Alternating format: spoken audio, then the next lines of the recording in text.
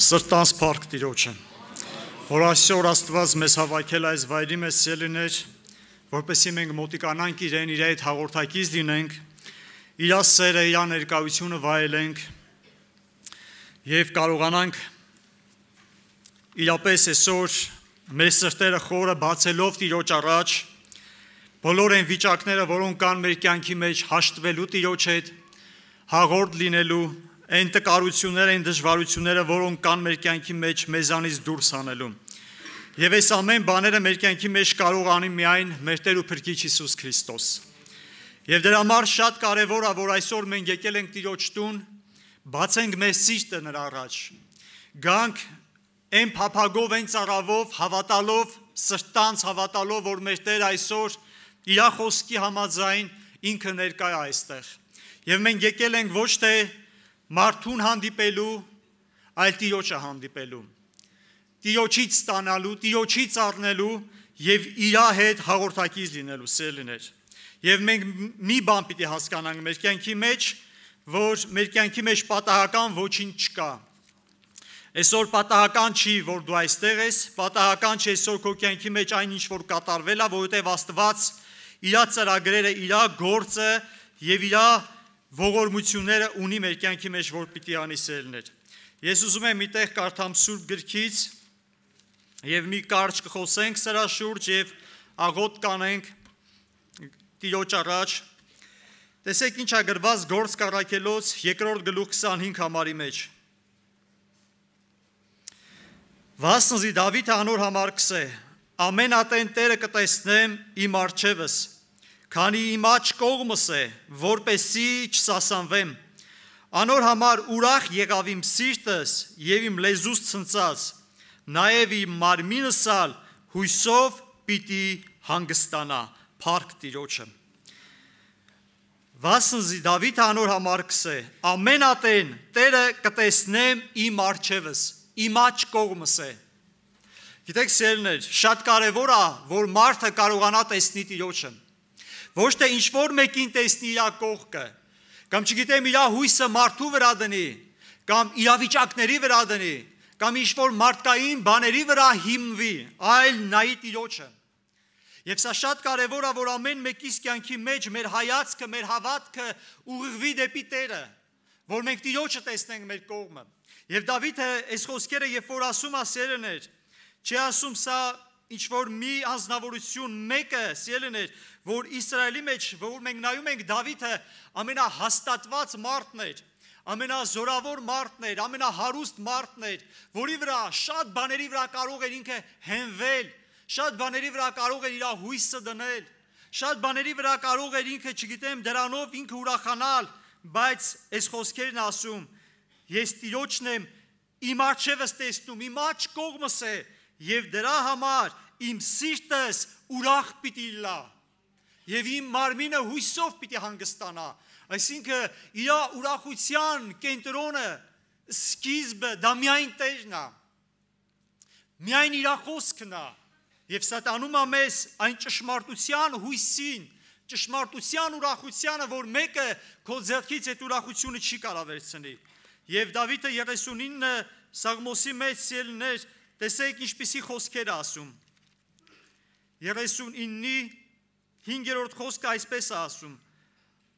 ահա իմ օրերս թիզերու չափ դրեցիր, իմ կյանքս ոչինչի պես է քո առաջ, հիրավին ամեն մարդը և հաստատված լինի, բայց բոլորովին ունայնություն է։ Դավիթը լինելով Իսրայելի մեջ ամենահաստատված մարդը, ամենաշատ փառքերի տեր մարդը, անգամ երբ որ Սավուղը թագավոր էր, փառքերի շատը տալիս էին Դավիթին։ Այսինքն ամեն կողմանից հաստատված, թե հարստությամբ, թե փառքով, թե դիրքով, բայց Դավիթը այս խոսքերն ասում, բայց բոլորովին ունայնություն է։ Ինքը հասկանում էր իր ունայնություն լինելը, իր կարիքավոր լինելը, և դրա համար ինքը ոչ թե իր հույսը, իր ունեցվածքի, իր կարողության, իր գաղափարների, իր մարդկային բաների վրա էր դնում։ Եվ դրա համար 7-րդ խոսքն են կարդում շարունակության մեջ, և հետևյալն ասում. ու հիմա ինչ բանի սպասեմ, ով Տեր, իմ հույսը դու ես, փառք Տիրոջը։ իր հույսը Աստծո վրա էր դրել, իր նպատակը Տերն էր, իր ցանկությունը Տերն էր, եւ սա պիտի օգնի սիրելիներ մեզ, որպեսզի մենք կարողանանք այսօր Տիրոջ առաջ գալով մեր հայացքը կտրենք ամեն բաներից, Տիրոջը դնենք մեր աջ կողմը, իր խոսքը, որպեսզի մեր ներսը, մեր հավատքը միայն նրա վրա հաստատվի, մեր փափագը միայն նրա վրա լինի, մեր աչքերը միայն նրան նայեն։ Չգիտեմ, միգուցե կարող է պատահական եկել ես, կարող է ինչ-որ մեկն է, չգիտեմ, հարևանդ, բարեկամդ, քեզի ասել է, որ այսօր գաս Տիրոջ տուն պաշտամունքի, բայց դու իմացի մի բան, որ քո կյանքի մեջ պատահական ոչինչ չկա,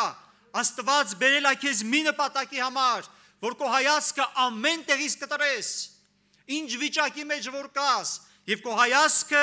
ուղղես միայն նրան, դարձնես միայն նրան, ասես որ Տեր, ես քո կարիքը ունեմ։ Գիտեք սիրելիներ, երբ որ Տիրոջ խոսքի մեջ տեսնում ենք, երբ որ աշակերտները նավակով անցնում էին ծովը, գիտեք, նրանք մենակ էին, Հիսուսը նրանց հետ չէր։ Շատ տեղերում, շատ այդպիսի դեպքեր ա տեղի ունենում, երբ որ Հիսուսը իր աշակերտներին թույլ էր տալիս, հայտնվելու մի այդ այնպիսի վիճակի մեջ, որպեսզի կարողանային աշակերտները իրանք վստահեին Տիրոջը, հավատային, իրանց հույսը դնեին Տիրոջ վրա։ Գիտեք, մեր կյանքի մեջ կարող են լինել պարագաներ, երբ որ Աստված թույլ է տալի մենք հայտնվենք այնպիսի վիճակի մեջ, որ մեր հայացքը իրան դարձնենք, մեր հույսը կտրենք մեզանից, մեր վիճակից եւ նայենք Տիրոջը։ Գիտեք, այդ պատմության մեջ ես չեմ ուզում կարդամ այդ տեղը, սիրելիներ, մենք բոլորը շատ լավ գիտենք, գրված է աշակերտները վախեցան, կանճրտվեցին, որովհետեւ մեծ փոթորիկ էր այդ նավակի մեջ, այդ ծովի վրա, եւ աշակերտները շատ ծանր վիճակի մեջ էին, Հիսուսը նրանց հետ չէր, վախեցել էին, եւ հանկարծ Հիսուսը հայտնվում է ճիշտ այն պահին, երբ որ աշակերտները չէին սպասում, որը մարդու կողմից, մարդկային այսպես վիճակից անսպասելի մի վիճակ էր, չէին պատկերացնում, որ Հիսուսը կարող է լինի հենց այդ վիճակում նրանց կողքին։ Գիտեք, երբ որ իրանք իրաց մեջ մտածում էին, ասում են սա աշկի երևույթ է, ինչպես կարող այսպիսի բան լինի։ Եվ մենք տեսնում ենք, աշակերտներն ասեցին, երբ որ տեսան Տերն է, Պետրոսն ասավ Տեր, եթե դու ես, հրաման արա, որ ես քեզ գամ ջրերի վրայով։ Մի շատ կարևոր բան կար։ Պետրոսը այդ նեղության, այդ խնդրի, այդ դժվարության մեջ չասավ Տեր, օգնիր մեզ այս ծանր վիճակից։ Հրամայի այս փոթորիկները դադարեն մեր կյանքի մեջ։ Պետրոսը չասավ Տեր, մեզ ազատիր այս վիճակից, այս խնդիրներից ու խնդիրներից։ Ասավ հրաման արա, որ ես քեզ գամ։ Գիտեք, Պետրոսը լինելով այդ նեղության, այդ փոթորիկի մեջ, կարծես ինքը այլ ավելի էր գնում նեղության մեջ, բայց իր առաջ տեսնում էր Հիսուսին։ Իր առաջ տեսնում էր Տիրոջը, տեսնում էր մեկին, որը կանգնած է այդ ջրերի վրա, եւ ինքը ոչ թե վախենում էր այդ ջրերից, խուճապահար էր լինում այդ ջրերից, ոչ թե աղաղակում էր Տեր ինձ հանի այս խնդրից, այլ ես ուզում եմ քեզ գամ։ Թեկուս այդ փոթորիկի մեջ եմ, թեկուս այդ նավակը կործանվում է, ես ուզում եմ քեզ գամ։ Թեկուս իմ ոտքը այդ նավակից դուրս եմ հանում եւ դնում եմ այդ ջրերի վրա, բայց ես ուզում եմ քեզ գամ։ Իմ նպատակը քեզ գալն է։ Եվ Պետրոսը սա է ասում, Տեր, հրաման արա, որ ես գամ քեզ ջրերի վրայով։ Մենք տեսնում ենք, թեպետ Պետրոսը խորտակվում էր, երբ որ փոթորիկը եղավ, երբ որ այդպես այդ նեղության մեջ, բայց Տերը չթողեց Պետրոսին, իր ձեռքը մեկնեց եւ Պետրոսին ինչ արեց, բարձրացրեց։ Սիրելիներ, այսօր Աստված ուզում է, որպեսզի մենք մեր հայացքը իրան դարձնենք եւ ոչ թե նայենք մեր վիճակներին, մեր խնդիրներին, մեր նեղությանը, մեր խնդիրներին, այլ նայենք Տիրոջը։ Ասենք Տեր, ես ուզում եմ քեզ գամ։ Թեկուզ հիվանդության մեջ եմ, խնդրի մեջ եմ, բայց ես ուզում եմ քեզ գամ։ Թեկուզ տկարություններ կան, թե ֆիզիկական, թե ես չգիտեմ ինչպիսի հարցեր կան, մարդու հետ կապված խնդիրներ կա, խնդիրներ կա, հարաբերություններ այնպես չեն։ Այսօր ասա Տեր, ես ուզում եմ քեզ գամ։ Ես ուզում եմ այսօր քեզ հանդիպեմ, թեկուզ այդ խնդիրների մեջ կմնամ, թեկուզ այդ հիվանդությունների մեջ կմնամ, բայց ես ուզում եմ քեզ գամ։ Որովհետև ես գիտեմ, որ քո մեջ զորություն կա, բժշկություն կա, օրհնություն կա, սիրելիներ։ Աստված ուզում է, որ մենք մեր հայացքը միայն իրան դարձնենք եւ մեր ներսը, մեր ծարավը եւ մեր փափագը միայն լինի Տիրոջ վրա, սիրելիներ։ Երբ որ Հոբը այդ բոլոր տառապանքների, այդ բոլոր նեղությունների մեջ ասում էր ինձ սպանել, ես իրան պիտի հուսամ։ Այսինքն իմ հավատքը իրանից չի փոխվելու, իմ ձեռքերը, որ իրան է պարզված, երբեք ես իրանից չեմ կտրելու, այն վստահությունը եւ հավատքը, որ Տիրոջ վրա է, երբեք հետ չեմ դարձնելու, որովհետև Աստծո մեջ ողորմություն կա, սիրելիներ, Աստծո մեջ շնորհք կա, եւ դա անում է մեր Տեր ու Փրկիչ Հիսուս Քրիստոս։ Եվ միտեղ եմ ուզում հիշեցնեմ, եւ մենք ոտքի վրա կերկենք, հայ մեր երկով կսկսենք, երբ որ Իսրայելը իրանց մեղքերի, իրանց հանցանքների պատճառով Աստված թույլ տվեց, որ օձերը կծեն Իսրայելին։ Շատ խիստ նեղության մեջ էին։ Գիտեք, Աստված ինչ արավ։ Երբ որ Իսրայելը աղաղակեց, Աստված չասավ այդ օձերը վերացնեմ, այդ օձերը չվերացան։ Աստված ինչ արավ։ Մի հատ օձ էլ ավելացրեց։ Պղնձից շինած մի հատ օձ շինեց եւ դրեց եւ ասավ, ով որ շուտ նայի այդ օձին ինչ պիտի անի։ Պիտի բժշկվի իր հիվանդությունից։ Գիտեք, Իսրայելը աղաղակում էր, բայց Աստված այդ օձերին չվերացրեց։ Աստված ասավ, նայես այդ պղնձից շինած օձին եւ ով որ շուտ նայի, պիտի բժշկվի։ Այսօր Աստված ոչ թե ուզում է, որ մենք չգիտեմ, նայենք ինչ որ բաների աղաղակենք, Տեր, այս վիճակներից ինձ ազատագրի, այս խնդիրներից ինձ ազատագրի, դրանք կարող է լինեն։ Այդ նեղությունները կարող է լինեն, բայց իմ ու քո կյանքի մեջ ոչ թե պիտի լինի աղաղակ ազատագրվելու, այլ պիտի ասենք, Տեր, սովորեցրա ինձ քեզ նայել։ Սովորեցրա ինձ, որ իմ հայացքը միշտ լինի դեպի քեզ, դեպի քո խոսքին, որ ես քեզ ապավինեմ, որ ես քեզ նայեմ, եւ բժշկություն, ողորմություն եւ շնորհք պիտի ստանան քեզանից։ Թող Աստված օգնական լինի, որպեսզի մենք այսօր մեր հայացքը իրան դարձնենք։ Դավիթի պես ասենք, Տերը իմ առջևս է, իմ աջ կողմս է, եւ ես չեմ սասանվելու, եւ իմ սիրտս պիտի ուրախանա, մարմինս էլ հույսով պիտի հանգստանա, իր անունը փառավորվի, ամեն։ Ուզում եմ, որ կանգնենք ոտքի վրա, սիրելիներ, եւ հայր մեր երկով սկսենք մեր պաշտամունքը բացելով մեր սիրտը մեր ամենակարող Տիրոջ առաջ։ Լեւիացիան 17-րդ գլուխ 7-8 համարների մեջ այսպես է գրված. Օրհնյալ լայն մարդը, որ Տիրոջը կապավինե, եւ իր հույսը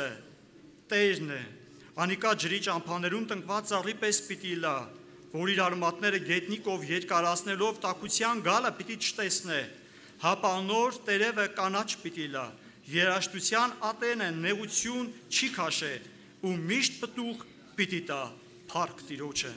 Այն մարդը, որ իր հույսը դրել է Տիրոջ վրա, իր հավատքը հաստատվել է Աստծո խոսքի վրա, այդ մարդը իր արմատները հաստատում է Տիրոջ վրա։ Ինչպես այդ ծառը այդ ջրի ճամփաներում տնկված ծառը իր արմատները խորացնում է, այնպես էլ հոգևոր մարդը իր արմատները հաստատում է Տիրոջ վրա։ Իր հավատքը, իր ներսը, իր հոգու աշխարհը դարձնում է միայն Տիրոջը, եւ այդպիսի մարդը չի տեսնում այդ երաշտության, այդ ամայության գալը չի զգում, ինչի։